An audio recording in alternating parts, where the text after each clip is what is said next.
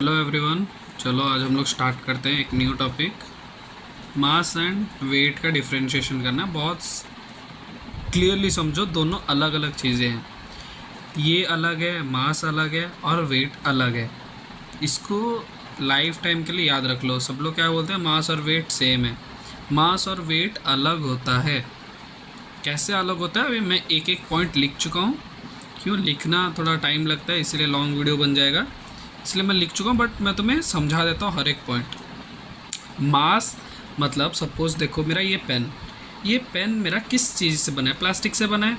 इसके अंदर इंक भरा हुआ है, तो जिससे भी ये बना है, जितना मटेरियल इसमें अमाउंट ऑफ मैटर प्रेजेंट है, उसको बोलते हैं मास।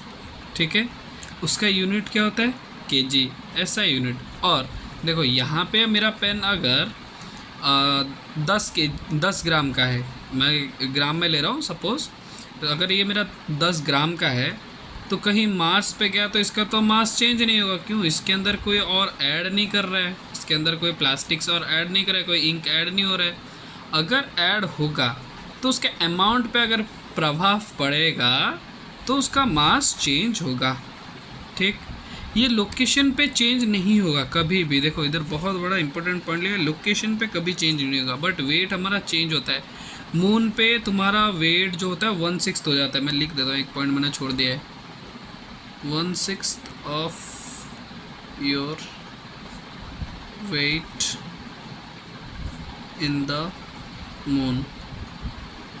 ठीक है, बहुत इंपॉर्टेंट है। और ये क्या है, इसको हम लोग नॉर्मल वेइंग स्केल, जो तराजू जिसको हम लोग हिंदी में बोलते हैं, उस पर हम लोग इसको मेजर कर सकते हैं। मास क्लियर हो गया तुम्हारा? मास बहुत इजी है।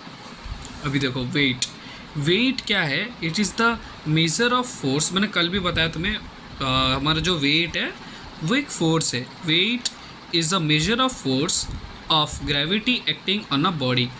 ये एक फोर्स है, तो फोर्स को हम लोग कैसे कैलकुलेट करते हैं नॉर्मली?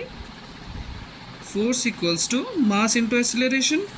तो मास को मैंने मास रखा है, फोर्स की जगह मैंने वेट रख दिया, जस्ट सिंपल। और ये जो जी है, ये है acceleration due to gravity. Acceleration due to gravity. ठीक है, ये है एक्सीलरेशन ड्यू टू ग्रेविटी। और हमने पढ़ा है फोर्स का यूनिट क्या होता है? न्यूटन। एसआई यूनिट, तो एसआई यूनिट इसका भी न्यूटन होगा। इतना क्लियर हो गया?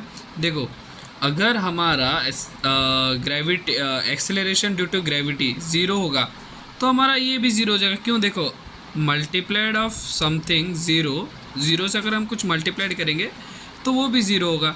तो सेम इसीलिए हमारा ये ज़ीरो हो सकता है। देखो इधर लिखा हुआ है, बट हमारा मास कभी ज़ीरो नहीं है। कोई भी चीज़ अगर बना है तो उसके अंदर कुछ ना कुछ तो मटेरियल ऐड किया गया है, तो हमारा वेट ज़ीरो हो सकता है। नेक्स्ट, ये क्या करता है? चेंज होता है। क्यों चेंज होता है? ये डिपेंडेबल है किस पे? एक्सेलरेशन ड्यू टू ग्रेविटी, मतलब जिसको हम लोग ग्रेविटी के साथ डिनोट कर रहे हैं, स्मॉल जी। देखो स्मॉल जी और कैपिटल जी भी डिफरेंट है, बहुत डिफरेंस है। बट मैं जब ग्रेविटेशन चैप्टर पढ़ाऊँगा 9th का, तब मैं तुम्हें वहाँ पे समझाऊँगा।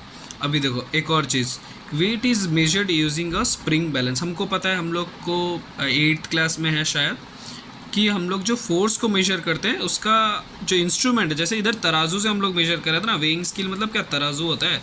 तो वैसे ही स्प्रिंग बैलेंस मतलब जिसमें हम लोग फोर्स मेजर करते हैं।